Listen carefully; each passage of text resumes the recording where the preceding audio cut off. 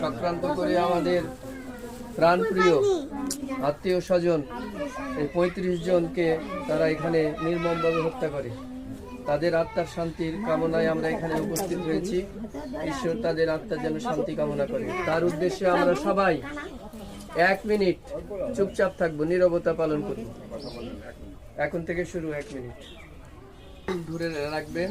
একসাথে আমরা প্রদক্ষিণ না কি বলছেন,